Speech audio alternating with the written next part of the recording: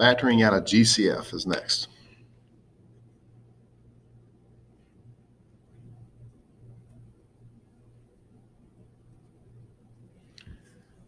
Sometimes you may notice that every term has a common factor. Here, 7 goes into each of those numbers. If you notice that, that should be dealt with before doing anything else.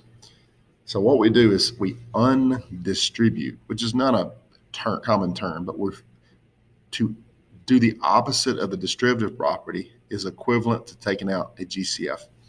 GCF, as you probably know, means greatest common factor. 7 goes into each of those coefficients. So I'm going to take out a 7. When I do that, we're going to divide 7x squared divided by 7. Well, 7x squared divided by 7 would just be x squared. 70x divided by 7 would be 10x. Okay? And 63 divided by 7 would be 9. Okay? So I've taken out a 7, and I'm left with x squared plus 10x plus 9. Often, after taking out a GCF, you'll notice that what's left in parentheses will factor. That's no exception here. Okay, remember, we're trying to multiply to this number, but add to that number. Factors of 9 that add to 10 are going to be 9 and 1. Okay. Notice that the GCF that I took out 7, it just kind of tags along. You can't forget about it. You can't stop writing it, but at the same time, it's already served its purpose. It will no longer be thought about as you're finishing up your computations. Another example.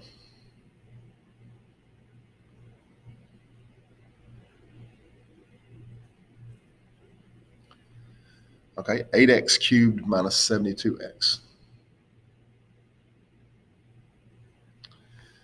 Now, at first you may think, well, this is not a pattern. We didn't look at anything that has an x cubed in it.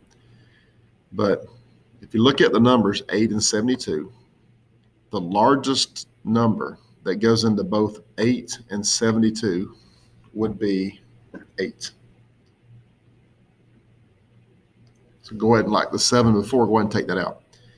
But also with the variables, there's at least one x in both terms. There are 3 x's here and there's 1 x there.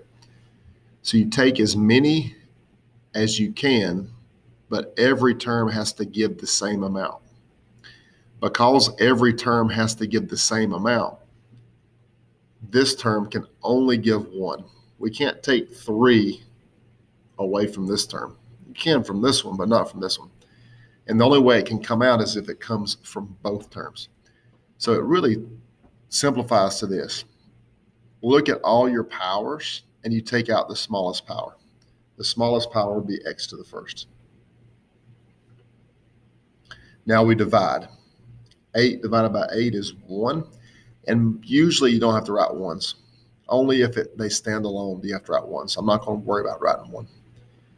X to the third divided by x to the first. If you have 3 x's and you take 1 away, is a way of thinking about it, x squared. With exponent rules, if you divide powers, you do subtract your exponents.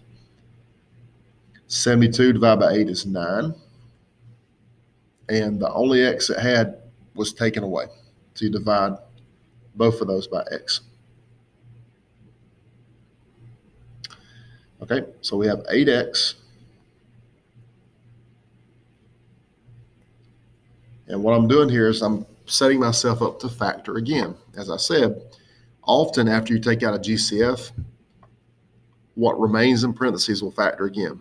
And this is the difference of two squares pattern. A squared minus b squared.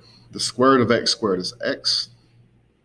The square root of 9 is 3. The negative, you need to be able to make this plus and this minus. So this is correct. As I said before, in example 1, whatever came out originally, this 8x, cannot be forgotten about. It's still part of the problem, though it has already served its purpose. It no longer will affect how you think about what to do here. Look at the third and final example.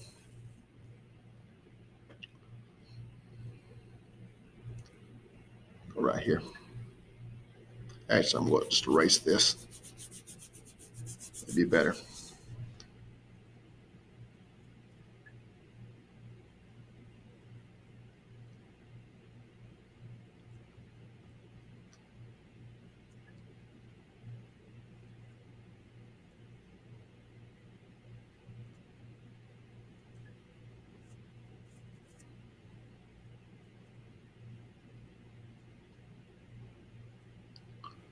Okay, something like this. And again, we have a number 8 that goes into all of those. Got this glare going on. I can take an 8 out because 8 goes into all 3. The smallest exponent would be 4. We'll take 4 out. So what happens up here? 8 divided by 8 is 1. Remember, we usually don't have to write ones. Only if it stands alone. Only if it's the only thing left in that term would you write the 1. I had 6 x's. I took away 4, so that gives me 2. Again, 8 divided by 8 is 1, which again, I'm not going to write. X to the 5th divided by x to the 4th is x to the 1st.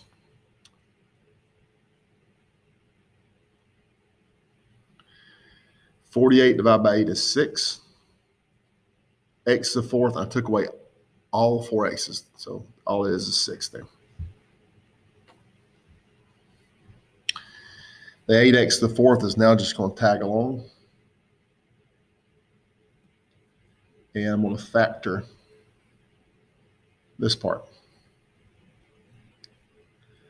Factors that multiply to give you -6, but at the same time add to give you -1. Well, your only options are 1 and 6 and 2 and 3. So it's got to be 2 and 3.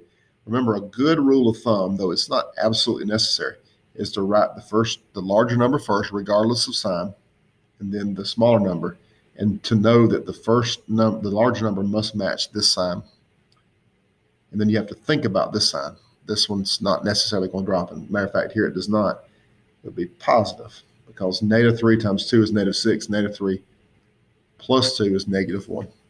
And notice that 8x to the 4th there is just tags along with the rest of the problem. So greatest common factor. Look for that first.